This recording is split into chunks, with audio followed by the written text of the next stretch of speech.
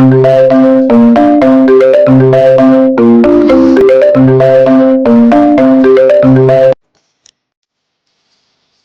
വിഷ്ണു, എവിടെ?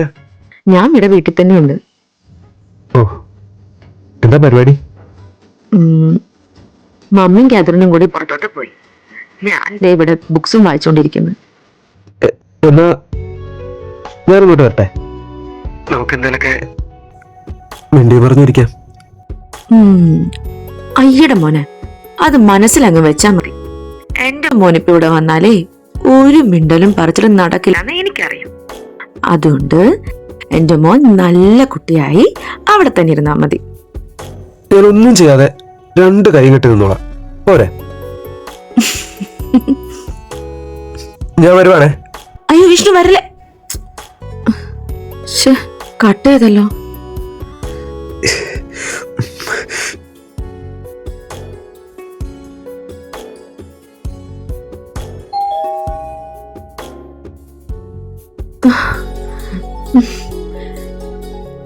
എന്ത് പണിയാ വിഷ്ണു കാണിച്ച്? ഞാൻ പറഞ്ഞതല്ലേ വരില്ലേന്നും. അവളും മമ്മി ഇപ്പൊ എത്തും. അതിനിപ്പോ എന്താ, നമ്മള് കല്യാണം കഴിക്കാൻ പോവല്ലേ?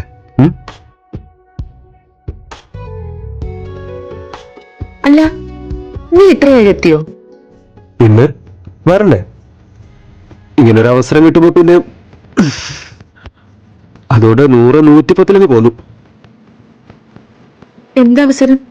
അല്ല, എന്താ മോന്റെ ഉദ്ദേശം? ഉദ്ദേശം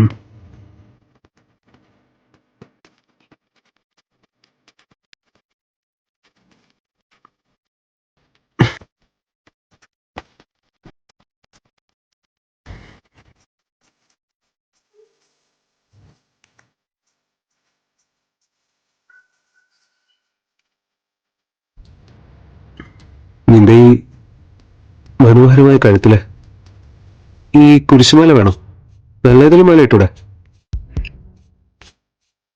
ഇത് എനിക്കെന്റെ മമ്മി തന്നതാ, ഒരിക്കലും ഊരരുതെന്ന് പറഞ്ഞിട്ട്.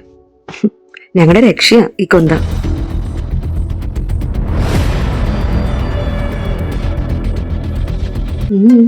എന്താ? ഞാൻ വെറുതെ പറഞ്ഞല്ലേ മോളെ.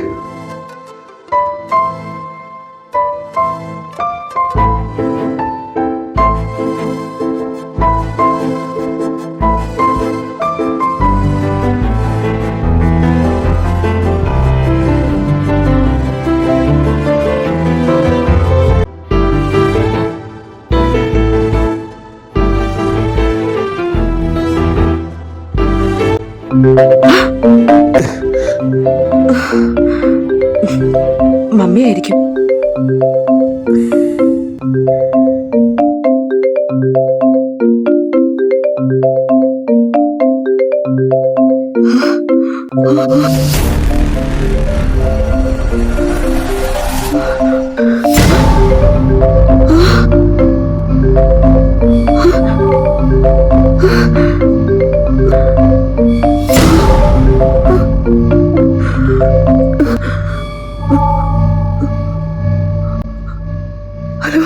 എലിസ, ഞാൻ വരാനിറങ്ങിയപ്പോ വണ്ടി പഞ്ചറായി.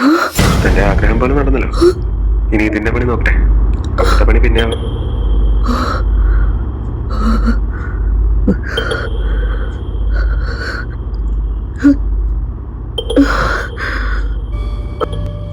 അപ്പൊ ഇവിടെ എന്റെ കൂടെ ഉണ്ടായിരുന്നാരാ? അത് മനസ്സിലാവുന്നില്ലല്ലോ.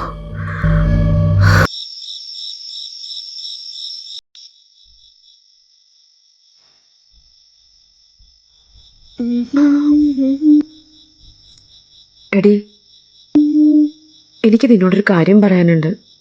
എന്താടി? പക്ഷെ ഞാൻ പറയുന്ന കാര്യം നീ മമ്മിയെ അറിയിക്കരുത്. ആ, നീ കാര്യം പറ. അത്